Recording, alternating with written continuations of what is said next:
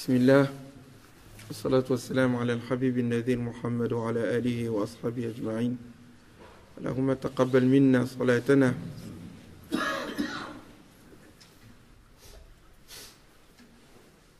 واغفر لنا ذنوبنا كفر عنا سيئاتنا وتوفنا يا ربنا مع الأبرار واجعل القرآن في قلوبنا نورا وفي حياتنا صاحبا وفي الفردوس لنا خليلا.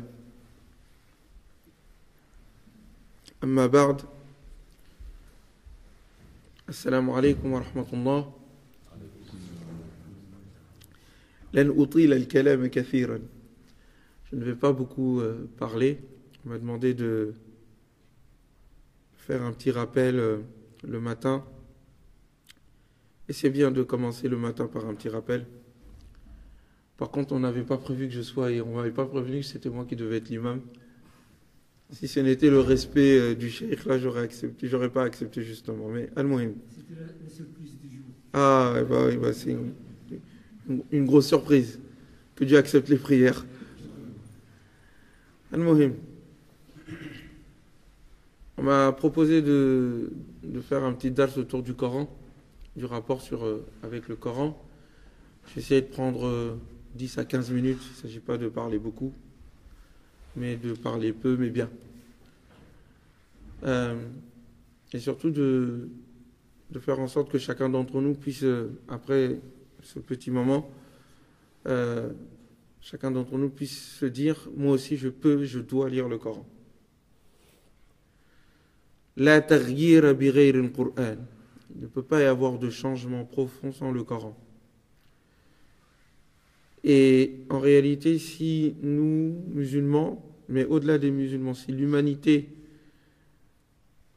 si la création, en tout cas sur Terre, mais plus particulièrement si l'humanité est dans la crise dans laquelle nous nous trouvons aujourd'hui, c'est pas parce que je suis musulman que je dis ça, c'est parce que réellement, les musulmans, de façon particulière, et l'humanité de façon générale, ne lisent pas le Coran. Les musulmans ne lisent pas le Coran. Il faut qu'on accepte cette parole. La yaqra'ouna al-Qur'an. La yaqra'ouna al-Qur'an. لماذا لا أقول هذا وأنا قد قرأت بين أيديكم سورة يوسف. طيب ولكننا لا نقرأ القرآن. Vous allez me dire, mais pourquoi tu dis ça? Alors que tous les jours on lit le Coran et que toi-même tu viens nous réciter la sourate Yusuf. Pourtant je persiste, nous ne lisons pas le Coran. Nous sommes la seule communauté dans le monde où quand on dit à quelqu'un tu as lu le Coran, il dit oui je l'ai lu, et quand on lui dit est-ce que tu as compris ce que tu as dit, il dit non je ne l'ai pas compris. ولكن من لا يفهم لا يقرأ. القراءة La lecture, elle va avec la compréhension.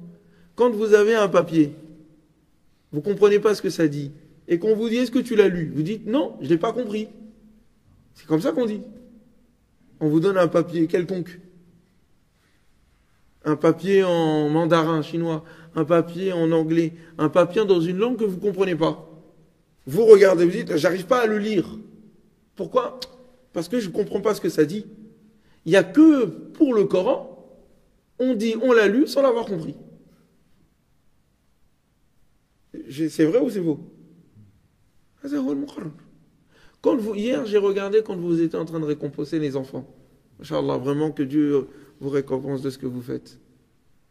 Vous avez récompensé, si je me souviens bien, parce qu'en même temps j'étais en train de prier, donc j'écoutais pas trop, mais vous avez récompensé pour la mémorisation et pour la prononciation. J'ai bien entendu ça, c'est ça. Travaillez. Mais vous n'avez pas récompensé la compréhension. Si j'étais vous, j'aurais mis un troisième prix.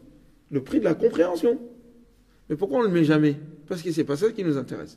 Le rapport que nous avons avec le Coran, c'est un rapport où on est là en train de regarder le tajwid, la manière dont on récite. Mais pas la manière dont on comprend. Voilà pourquoi nous récitons tout le temps le Coran, mais nous ne le comprenons pas. Donc on ne le lit pas. Mais c'est un premier point, c'est pas que ça. Même ceux qui comprennent l'arabe, ou ceux qui comprennent le français quand ils lisent la traduction. Quand vous regardez, nous les musulmans, comment on réfléchit. Ce qui inspire nos discours, ce qui inspire nos khutbahs, ce qui inspire les sciences islamiques, ce qui inspire tout ce que nous faisons. Vous regardez, à 90%, c'est pas coranique. La source n'est pas le Coran. La source, c'est autre chose. La source, c'est le cheikh, il a dit, l'imam, il a dit, le madhab, il a dit, le pays d'origine, il a dit, le commentaire, il a dit. Mais ça n'est jamais le Coran. Bin Nas. Ça n'est pas le Coran directement qui nous inspire. Donc je persiste et je signe. Nous ne lisons pas le Coran. Le Coran, on l'a mis derrière nous. On ne le lit que pour les grandes fêtes, les barakas, ou pour les morts. Ou pour faire joli. Avec une belle voix, masha'Allah. Mais pas la compréhension, pas la profondeur. Pas, tiens, aujourd'hui, on va s'asseoir, on va prendre une sourate et on va essayer de le méditer ensemble. C'est très rare. Dans certaines mosquées, même vous faites ça, on vous chasse.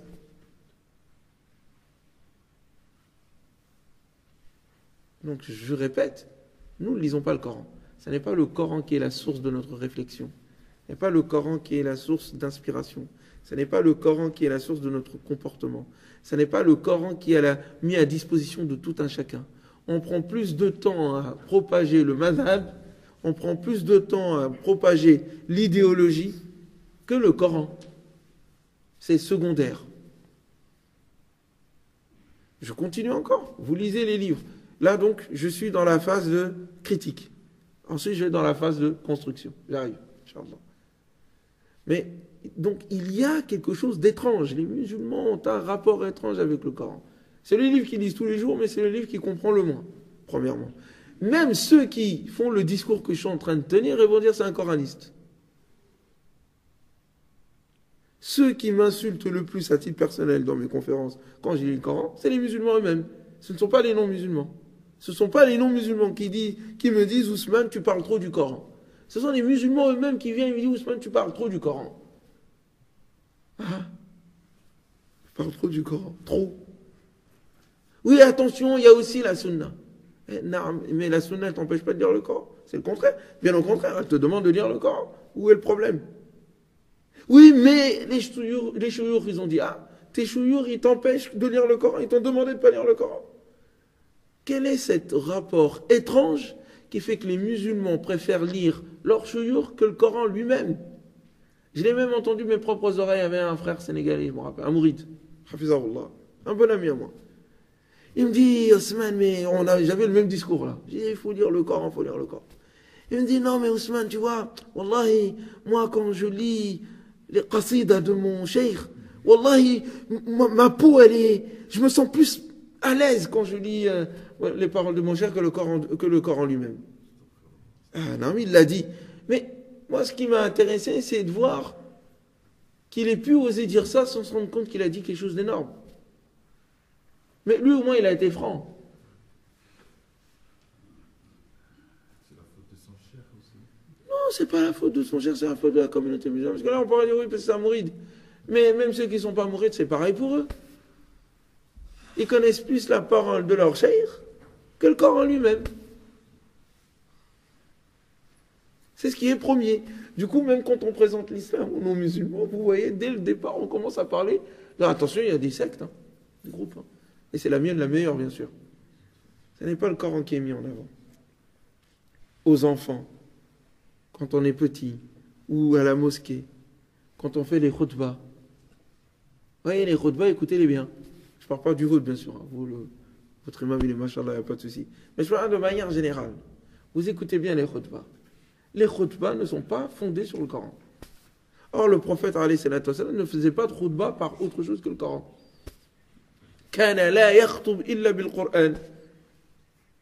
C'est pour ça que vous n'avez pas beaucoup des khutab du prophète qui sont écrits. Il n'y en a pas.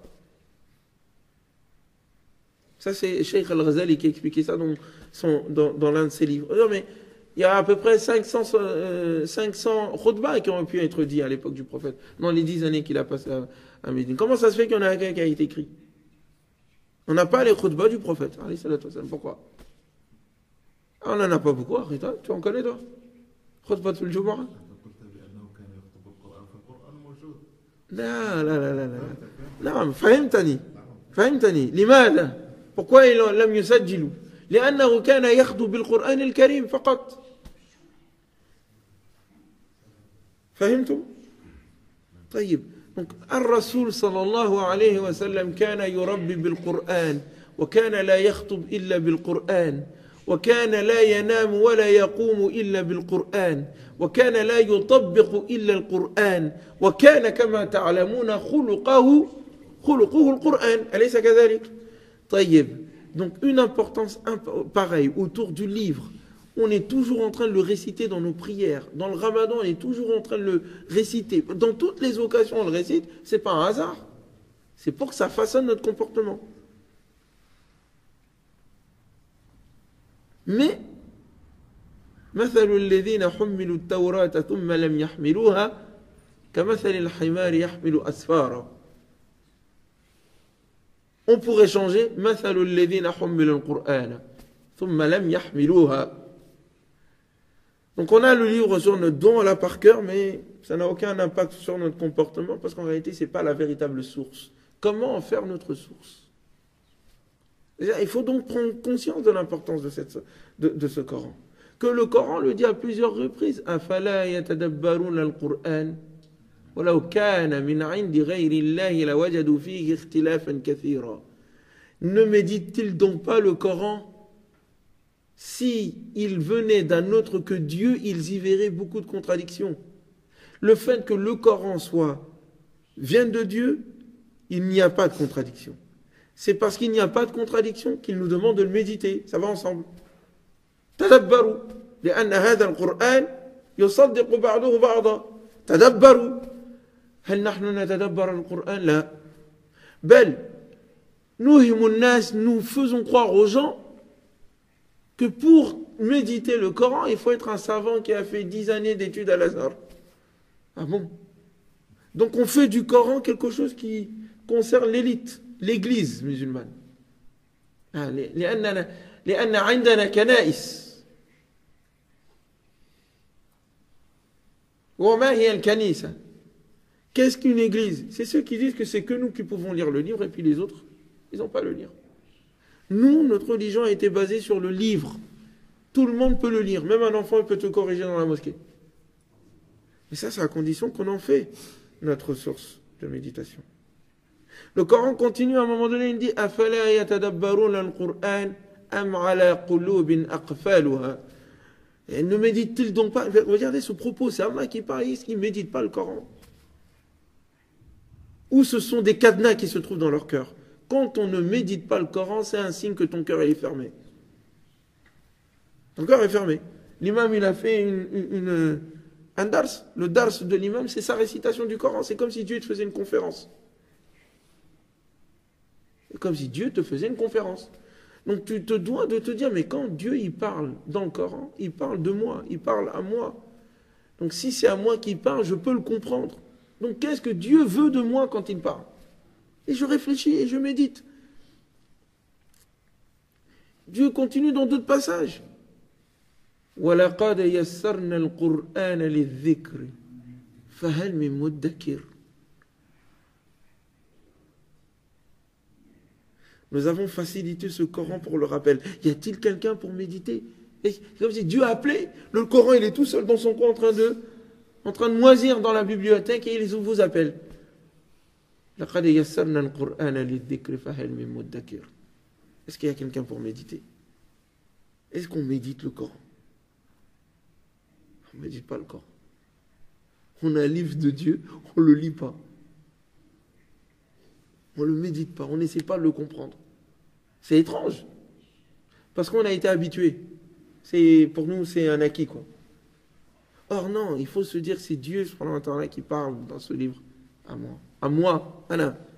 Et de telle sorte qu'il parle tellement à moi que lorsqu'à un moment donné je me sens triste, et que je me sens pas bien, je me souviens de cette sourate qui a été révélée au prophète, et qui a été révélée à moi. Il dit وَالضُّحَى وَاللَّيْلِ إِذَا سَجَى مَا وَدَّعَكَ رَبُّكَ وَمَا قَلَى وَلَلْآخِرَةُ خَيْرٌ لَكَ مِنَ الْأُولَى وَلَسَوْفَ يُعْطِيكَ رَبُّكَ فَتَرْضَى. وكأنها هذه السورة نزلت عليك أنت. Et tu entends Dieu te dire à toi, il ne faut pas avoir peur, il ne faut pas que tu sois triste. Ton Seigneur, il ne t'a pas abandonné, il n'est pas fâché contre toi.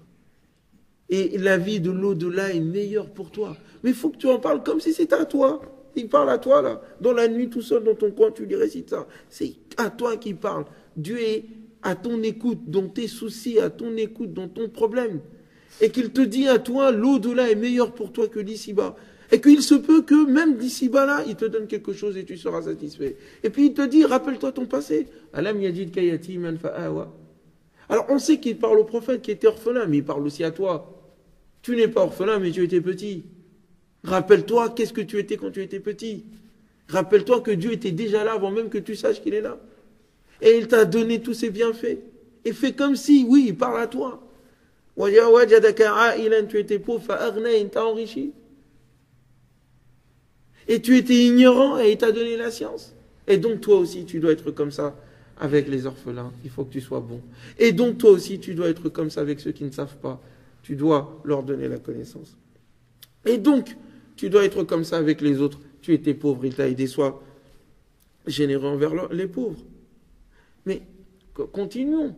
Quand nous sommes, nous voyons notre situation à l'aune du Coran et que nous essayons de comprendre, mais qui est Dieu? Dieu, comment il se présente dans le Coran?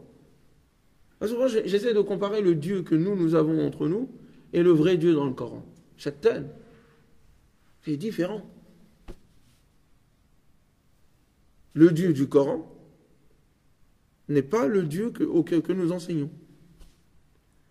Vous allez dans les livres de Aqida, vous écoutez les gens quand ils parlent de Dieu, mais c'est un Dieu qu'on s'est façonné à nous, pour nous. C'est pas le Dieu du Coran. Le Dieu du Coran qui est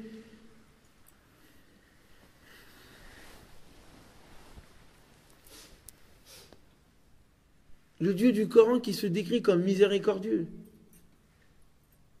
Est-ce qu'on voit cette miséricorde dans nos comportements? Le Dieu du Coran qui se décrit comme pardonneur.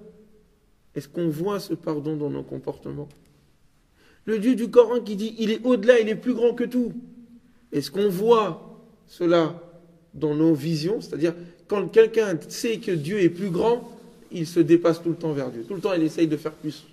Parce qu'il sait qu'Allahu Akbar. Hier, je disais ça à un frère, je disais, aujourd'hui, je commence à détester même la manière dont les musulmans disent Allahu Akbar. Il y a des Allahu Akbar d'ignorants. C'est l'Allahu Akbar de son idole. Lui, quand il dit Allahu Akbar, il parle de lui. Et donc, tu le vois dans la manière dont il le dit, tu sens qu'il n'y a pas de beauté, il n'y a pas de grandeur. Il n'y a pas d'Allahu Akbar. Allahu Akbar, il est plus grand que tout ce que tu peux penser à lui. Et en même temps, il est à côté de toi, il est proche de toi. Il est au-delà et il est proche de toi. Et il t'entend et il t'aide, il te soutient. Donc, la manière dont même nous parlons de Dieu, si cette manière est inspirée du Coran, cela se verrait dans nos comportements. Non pas le Dieu où on dit attention, Dieu va te punir. Hein. Le Dieu où on dit attention, Dieu, voilà, tu fais une bêtise, tu vas aller en enfer. Le Dieu où on est toujours en train de se dire il faut se surveiller. Le Dieu où il faut avoir pour principe que les gens c'est des menteurs, des gens c'est des gens mauvais, sauf toi. Non. Le Dieu de miséricorde, le Dieu du Coran, c'est le Dieu qui fait confiance en l'homme. Est-ce que Dieu a confiance en l'homme? Il ne l'aurait pas mis sur terre. C'est le Dieu qui vous dit que la terre entière, il vous l'a mis à disposition. وَلَقَدْ خَلَقْنَا وَلَقَدْ مَكَّنَّاكُمْ وَجَعَلْنَا لَكُمْ فِيهَا وَلَقَدْ مَكَّنَّاكُمْ فِي الْأَرْضِ وَجَعَلْنَا لَكُمْ فِيهَا مَعَايِشْ قَلِيلًا مَا تَشْكُرُونَ. La terre, il vous a mis dedans, vous a donné la puissance, le pouvoir. Et il vous a donné de tous ses bienfaits. Mais vous êtes peu reconnaissant. L'être humain dans le Coran, c'est pas l'être humain tel que nous le concevons. L'être humain dans le Coran, c'est un être noble, qu'on ne frappe pas, qu'on n'insulte pas, parce que c'est la création de Dieu. Alors que nous, comment on traite les êtres humains? Il suffit de voir comment on traite nos enfants. Il suffit de voir comment on traite les faibles. Il suffit de voir comment on se traite mutuellement. Vous voyez, donc, s'inspirer du Coran, c'est ça. Voir comment le Coran, il parle de Dieu et comment nous, on parle de Dieu. Comment le Coran parle de l'être humain et comment nous, on parle de l'être humain.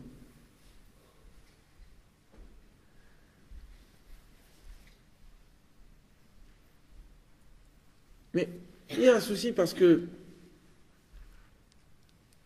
même la manière dont on conçoit le Coran, même dans nos sciences du tafsir, on voit que Shaitan, il a bien joué avec nous.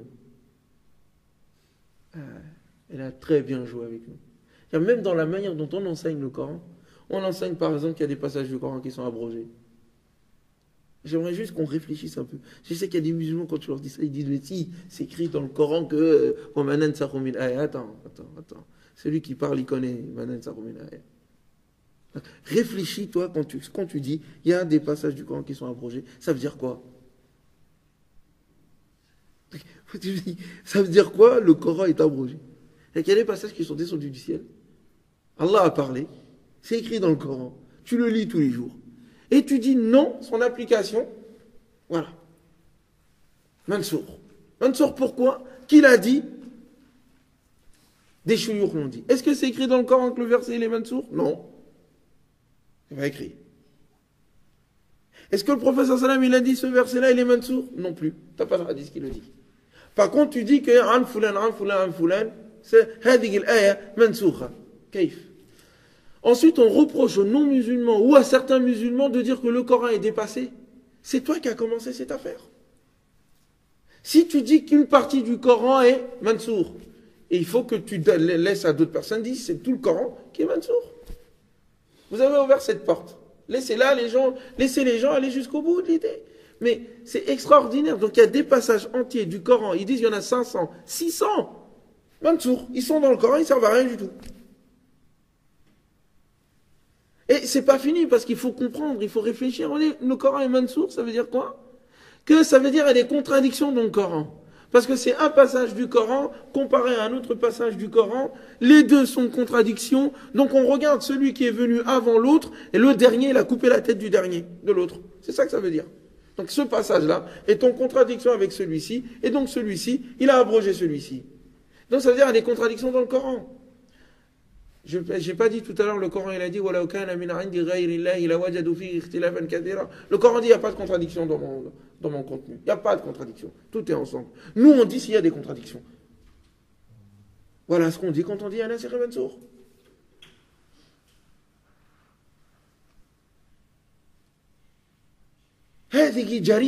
C'est un crime contre le Coran. Et on le fait normal. C'est normal. T'as même des gens qui disent oui, mais vous savez, dans le Coran. Enfin, il y avait des musulmans, je discutais avec des non-musulmans. Un musulman, il rentre. Il y a toujours un musulman qui rentre. Malheureusement. Il y a toujours un qui a besoin de parler. Non, mais il y a toujours un qui rentre. Oui, mais vous savez, il y a des passages du Coran qui ont été abrogés. Fait qu'il a de kaoumouk. Eh non, tais-toi. Tais-toi. Il y a des passages du Coran qui sont... Bon, après, le frère, il est là pour pas qu'il y ait une dispute entre lui et moi. Bon, je le laisse parler. Tu veux que je dise quoi? Vas-y, parle. Tu sais, toi. Le Coran, il est Mansour. Et tu dis ça, il est musulman. Et lequel il est Mansour, il ne sait pas. Dans sa tête, il dit, attends. Donc, il y a des passages du Coran qui sont abrogés, mais c'est lesquels? Ça y est, tu l'as, il est parti. Ça y est. Tu as tout cassé. Donc, revenons au livre, c'est-à-dire avoir du respect pour ce livre. Se dire que cette parole-là, la rayba fihi, il n'y a pas de doute à l'intérieur. Il n'y a rien qui soit de l'ordre du doute. Mais Rabbil Alamin, ça vient de Dieu. Se dire que dans ce livre-là, la ya'tihi al-batilu min bayni yadayhi wa la min khalfi.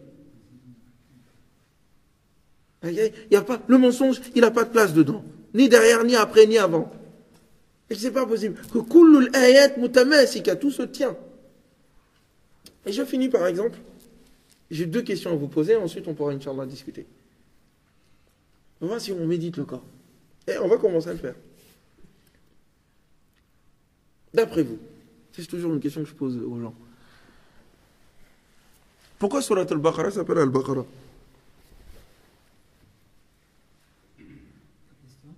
Pourquoi? لماذا سميت سورة البقرة البقرة?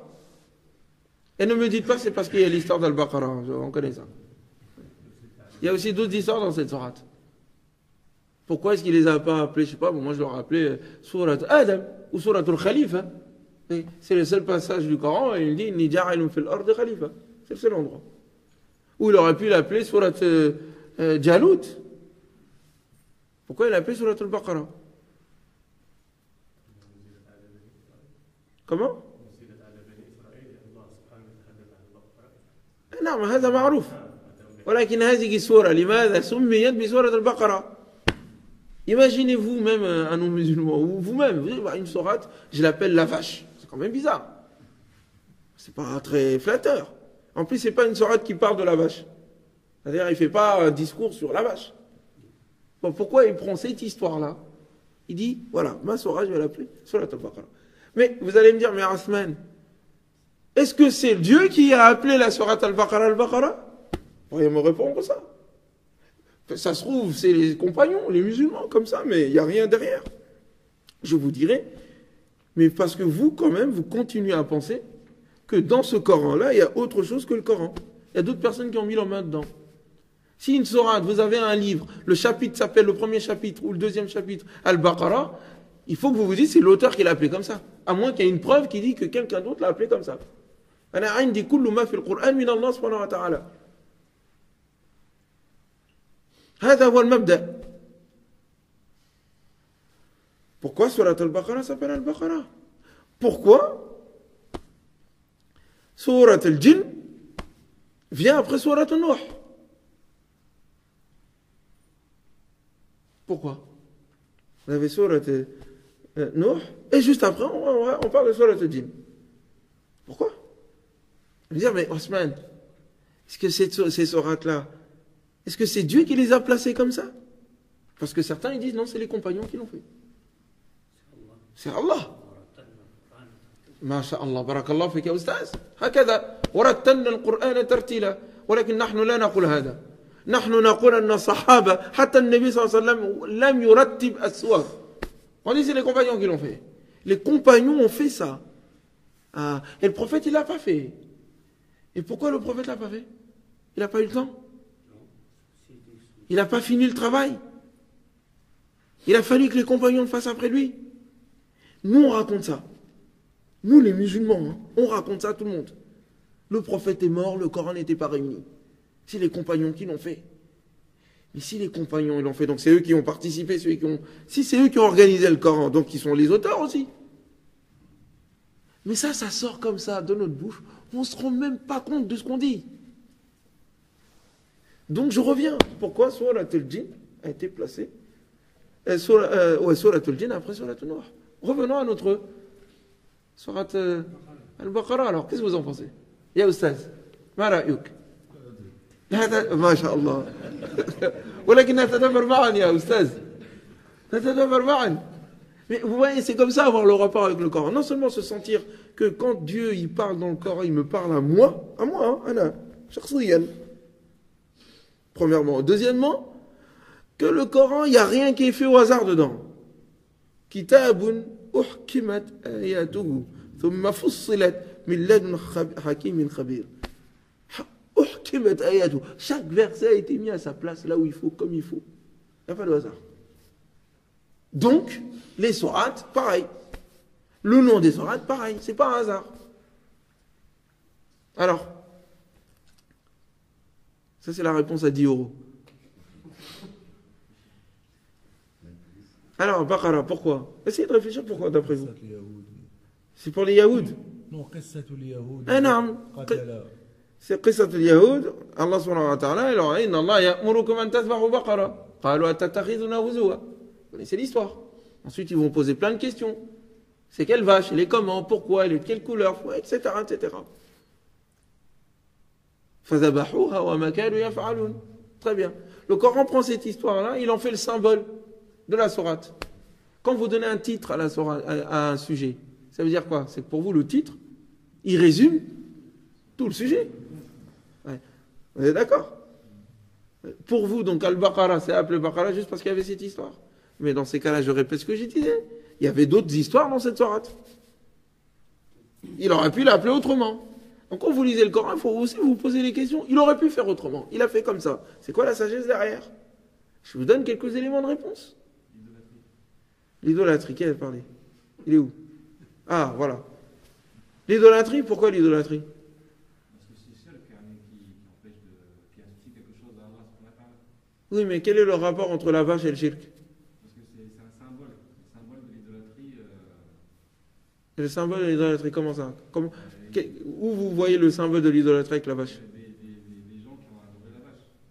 Ah, le veau d'or, qui ont adoré le veau. Ouais, mais l'ajl. L'ajl, c'est pas le baqara. Il a dit taghastum al-ajla. Il n'a pas dit taghastum al-baqara. Donc là, il a dit le baqara. Il n'a pas dit l'ajl. Non, c'est lié avec le sujet même de la sourate. La sourate a un sujet. Toutes les sourates ont un sujet. Quand vous méditez le Coran, après ça vous saute aux yeux. Alors, quelquefois, c'est pas évident parce qu'on voit, on dit, on a l'impression qu'il saute d'un sujet à l'autre. Mais après, quand vous réfléchissez bien, vous vous rendez compte, subhanallah, il y a un même sujet dans la sourate là. On l'a pas vu. Il y a un lien. Il y a un lien. La sourate commence comment? Alif Lam ذلك الكتاب هدى للمتقين الذين يؤمنون بالغيب ويقيمون الصلاة ومما رزقناهم ينفقون والذين يؤمنون بما أنزل إليك وما أنزل من قبلك وبالآخرة هم أولئك على هدى من ربهم وأولئك هم Très bien. La sourate, elle finit comment? آمن الرسول. Continuez. Bima والمؤمنون. Alors attendez. Le début de la sourate, elle commençait comment? ذلك الكتاب لا ريب فيه هدى الذين et il donne les caractéristiques des mu'minun, des muttaqin. Donc il est normal qu'ils finissent par ça. نفس الموضوع.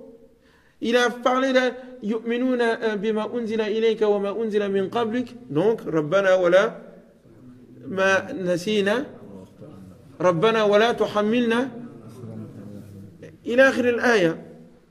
ولا تحملنا ولا تحمل علينا إصرا كما حملته على الذين.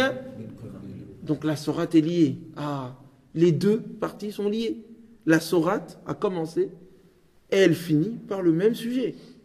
Comment devenir des croyants? Et comment ne pas suivre l'exemple de ceux qui sont venus avant nous? Vous comprenez un peu? Les enfants d'Israël, qu'est-ce qu'ils ont fait avec Al-Baqarah? Ils ont fait quoi? Dieu leur a demandé Izbahu Baqarah. Ils auraient dû le faire immédiatement. Non?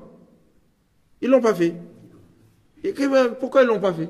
Ils ont commencé à poser plein de questions. Les questions sur quoi? Sur les détails. C'est même pas pourquoi. C'est comment. Rentre dans plein de détails. La vache, elle est comment? Elle est grosse, elle est petite, elle est rouge, elle est jaune, elle est verte. Des choses pas importantes. Mais ils vont se concentrer sur la vache au lieu de se concentrer sur Al-Hikmah. Quelle est la sagesse qu'il y a derrière? Donc c'est comme si Dieu subhanahu wa ta'ala il nous disait, si vous voulez être ummatan wasata, c'est toi dans la même sourate, si vous voulez être shuhada ala nas, vous ne devez pas suivre Ashab al-Baqarah. Vous ne devez pas rentrer dans les détails de la sharia, vous devez comprendre la hikmah de la sharia. Et la hikmah de la sharia, elle n'est pas fondée sur la difficulté. Là.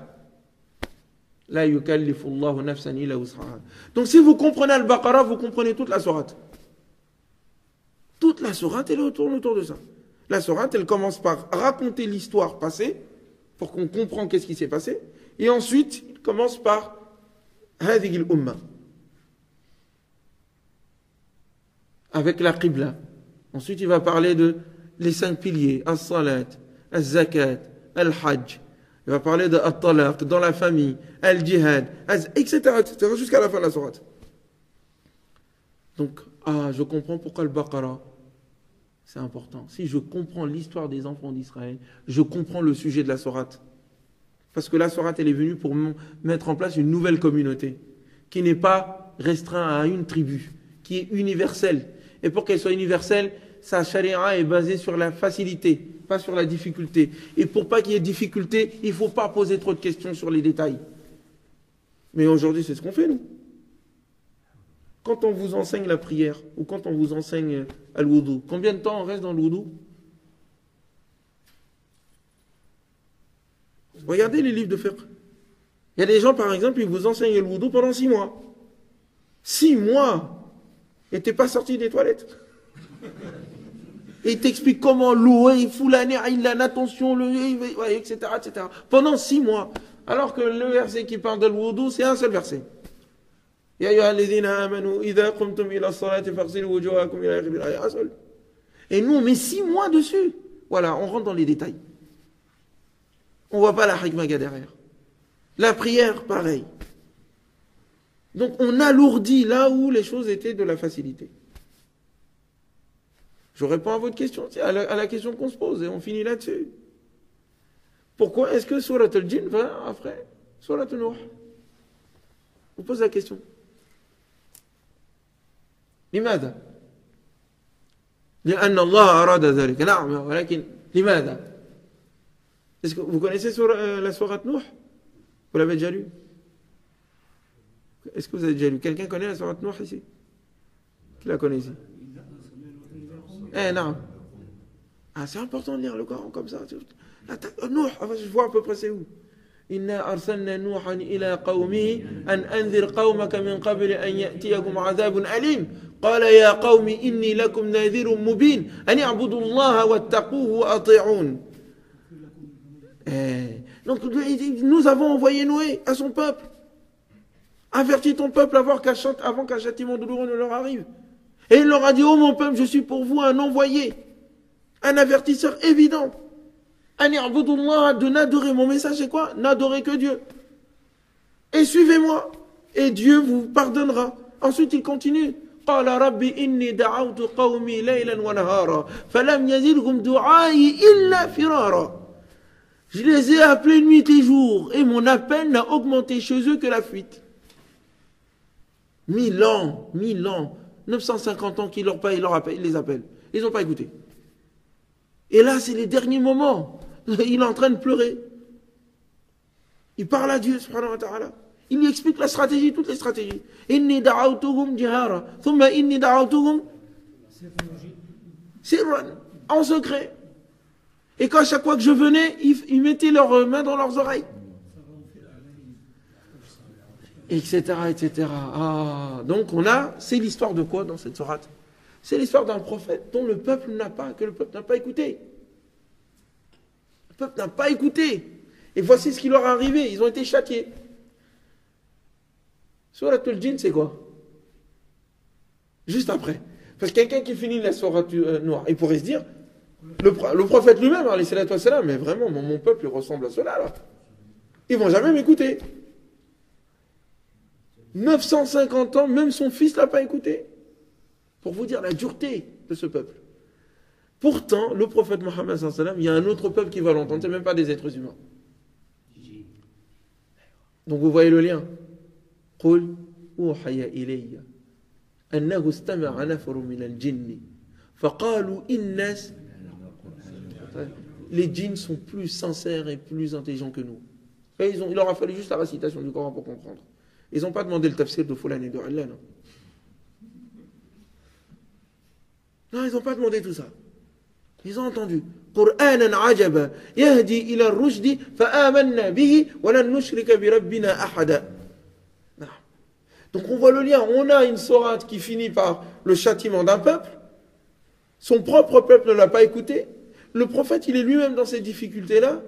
Mais subhanallah, c'est d'autres personnes qui n'ont rien à voir avec le peuple de Mohammed. Ils ne font même pas partie de sa race humaine.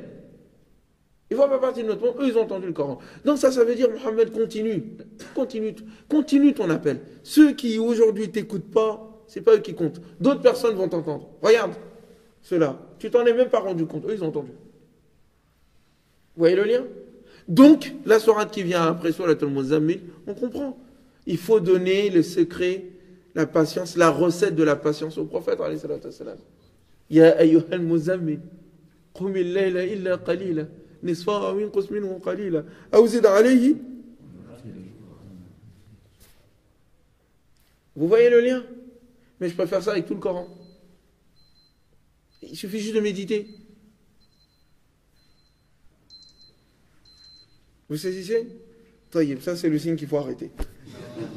On va prendre ça comme ça. Hein? Ah non, mais on va arrêter Chorour quand même. Hein. J'ai dormi que 2 heures aujourd'hui, hein, je suis mort.